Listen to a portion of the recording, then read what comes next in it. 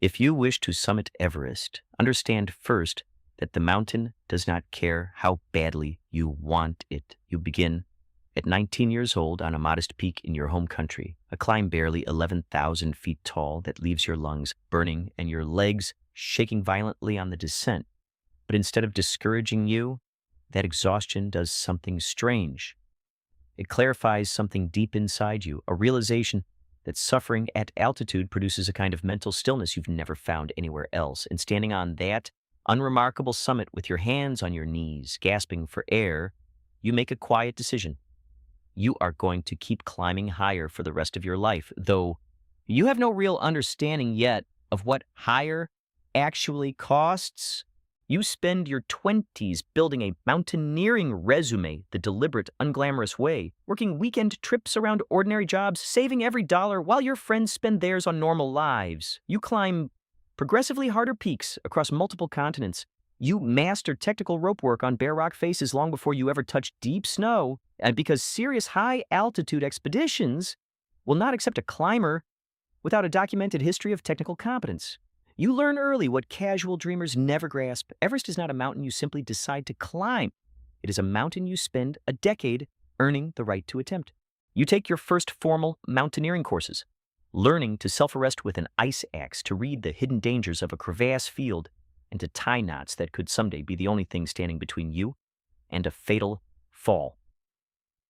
You practice those knots obsessively at home until your hands can tie them in pitch darkness without looking. You spend entire weekends in the gym on plastic holds, building the specific forearm and core endurance that carrying a loaded pack will eventually demand. Then you begin summiting 6,000-meter peaks in the Andes and the Himalayas. Each expedition teaches you something about your body's unique reaction to thin air, lessons no book could ever teach in advance, because altitude affects every human body differently and unpredictably. And the only way to learn your threshold is to climb high enough to break it. In your late 20s, you attempt your first 7,000-meter peak and experience your first real brush with acute altitude sickness, a blinding headache that refuses to ease, a nausea that keeps you from holding down food, a creeping mental fog so disorienting you make a navigational error your climbing partner has to step in and correct. Just a few hundred meters below the summit, your expedition leader makes the call. You are turning back. You descend, furious, embarrassed, and humiliated. It takes months for that anger to fade, long enough for you to realize the truth. That turnaround call almost certainly saved your life, because the mountain has just handed you its most vital lesson. Turning back is not failure. It is the exact specific skill that separates climbers who get to attempt the mountain again from climbers who never get another chance. You spend years after that peak summiting a series of increasingly demanding mountains, building not just physical endurance, but the specific psychological endurance required to function normally while your body is slowly starving itself of oxygen. You learn to make precise, critical decisions through a mental fog that never fully lifts above a certain elevation. And then you begin saving seriously for an Everest expedition. You realize the cost, often exceeding what many people earn in an entire year, will demand financial sacrifices that almost no one outside the climbing world would ever consider reasonable. But you aren't paying for a trip. You are funding the single greatest test of your entire existence.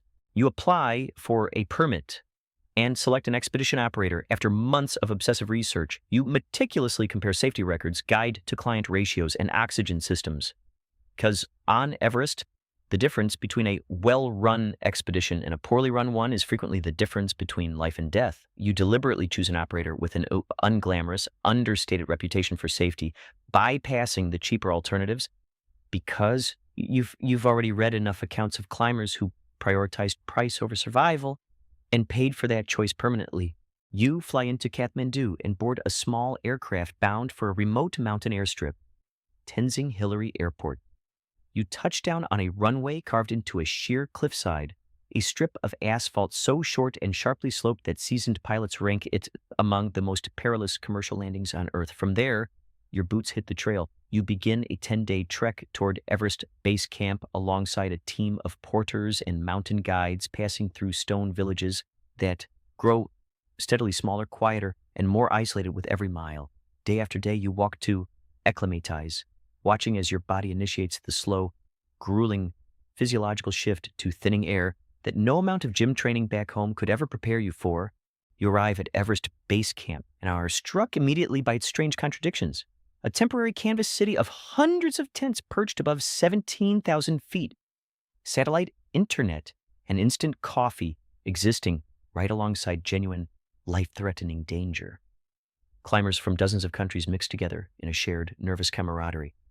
All of you are acutely aware of a reality that no one says out loud. Not everyone currently eating dinner inside this makeshift tent will make it back home. It sits quietly beneath every conversation, every shared joke, every lingering nod exchanged between strangers, people who understand without words exactly what the other has sacrificed simply to be sitting at this altitude in the first place. You spend weeks at base camp on a careful acclimatization rotation, climbing partway up the mountain to camps at higher elevations, sleeping there briefly in the biting cold, then descending back down to recover. Your body slowly, painfully adapts, forcing itself to produce more red blood cells capable of carrying what little oxygen exists in the thin air. It's a process that cannot be rushed, no matter how much money or raw determination you bring to the slope. Because human physiology does not negotiate with ambition, then you cross the great icefall for the very first time. A shifting, unstable maze of house-sized ice blocks and bottomless crevasses, rightly considered among the most treacherous stretches of the entire route. You step onto aluminum ladders lashed together with rope, bridging chasms hundreds of feet deep. Your crampons scrape against metal rungs, while your heart pounds with a violent terror that has nothing to do with the altitude. And you learn that this part of the mountain kills master climbers and veteran guides through pure, unadulterated objective hazard. Millions of tons of ice collapsing without a second of warning, indifferent to skill, experience, or preparation. It is a risk you simply accept as the unavoidable price of admission to everything above it. You climb higher through the lower camps as a vast valley of blinding white silence opens around you. Temperatures swing violently, from scorching, suffocating heat reflected off the snow under the midday sun, to brutal, bone-chilling cold the second a cloud glides overhead. And for the very first time, you feel the specific psychological isolation of high altitude, a growing, suffocating awareness that you are now farther from meaningful rescue than almost anywhere else on Earth. A serious injury or sudden collapse at this elevation may simply not be survivable, no matter how fast help tries to reach you. You ascend a sheer wall of solid blue ice, angled so steeply that a single slip without flawless technique would send you sliding thousands of feet into the abyss. You clip and unclip from fixed ropes anchored by ice screws, your arms burning from hours of mechanical ascent. Finally, you reach a camp sitting on a precarious narrow shelf carved directly into the mountain face itself. You sleep that night using supplemental oxygen for the very first time, and the steady, rhythmic hiss of the regulator becomes a sound you will associate with this mountain for the rest of your life. You push higher into what climbers call the death zone, above 26,000 feet, an elevation where the human body cannot acclimatize no matter how much time it is given. From the exact moment you step into this zone, your body is actively dying. Cells are breaking down far faster than they can repair. Every single hour spent at this altitude carries a silent, accumulating tax that no amount of physical fitness or raw willpower can ever offset. The rest of your expedition becomes a desperate race against your own body's slow, deliberate deterioration. It's a countdown you can feel in the thick mental fog behind your eyes and in the strange, crushing heaviness that settles into even the simplest actions. Tightening a bootlace, adjusting an oxygen mask.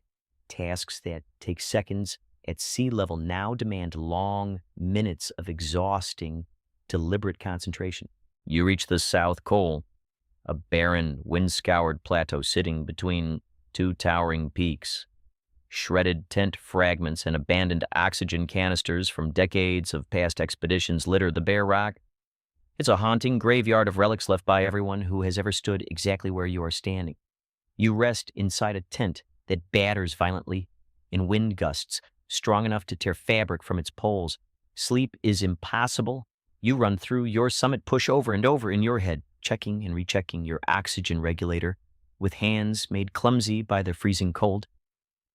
At midnight, you begin your final push. A thin, illuminated ribbon of headlamps stretches up into the absolute darkness above.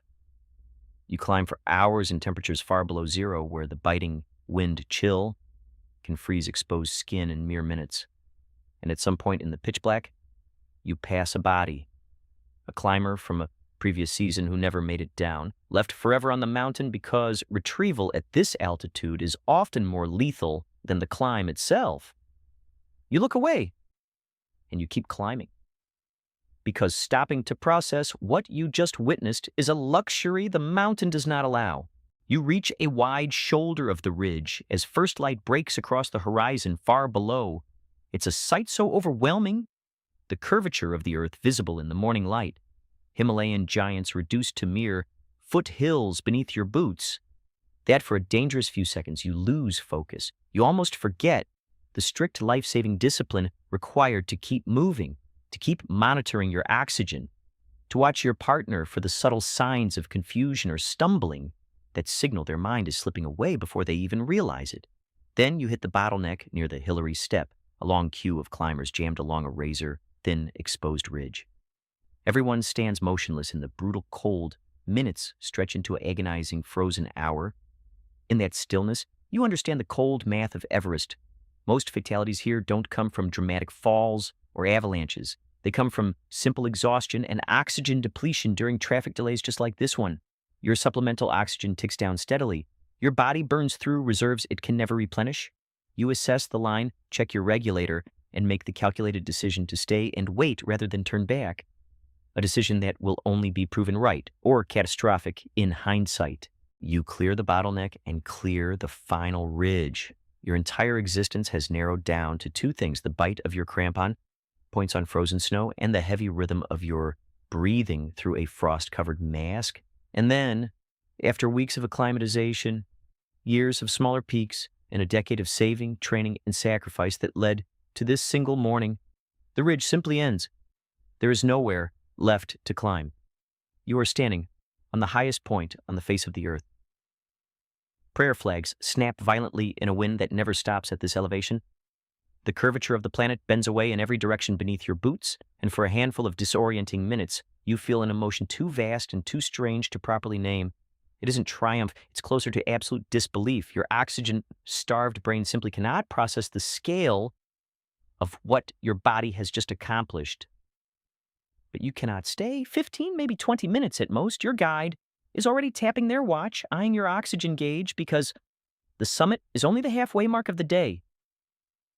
And the descent, exhausted, depleted, navigating the exact same hazards in broad daylight with a body running on empty, kills far more climbers than the ascent ever does. You turn around and begin down immediately. You force your trembling legs to move through a fatigue unlike anything you've known in your life. When your mind drifts toward dangerous carelessness, your guide snaps you back with a sharp, cold reminder. Summiting means nothing if you don't survive the trip back down. You descend through the death zone once more, down the sheer blue ice wall and through the unstable maze of the Khumbu Icefall. One final, terrifying time. Your legs are shaking uncontrollably by the time you finally stumble back into base camp. Your team greets you with an exhausted, muted relief. None of the loud, cinematic celebration outsiders might expect, because everyone sitting in that tent understands exactly how many small details could have gone wrong, how many climbers this very season did not make it back to this camp. You return home transformed in ways that are nearly impossible to explain to people who have never stood somewhere that cold, that empty, and that utterly indifferent to human existence. And within weeks, you find yourself looking at maps again, thinking about another peak, another technical phase, because that specific clarity you discovered on a modest 11,000-foot peak at 19 years old has only sharpened with every higher summit since, a stillness that ordinary life at sea level can never replicate. And somewhere right now, on an unremarkable mountain in a country known nothing for mountaineering, a 19-year-old is standing with their hands on their knees, gasping for breath, feeling something clarify quietly inside them for the very first time. They have no understanding yet of the decade of sacrifice ahead. The frostbite, the dead of winter training, the traffic jams in the death zone, or the frozen bodies left behind above 26,000 feet. They don't know what it feels like to stand on top of the world for 15 disorienting minutes before turning around to face the only part of the climb that determines whether they live to tell anyone about it.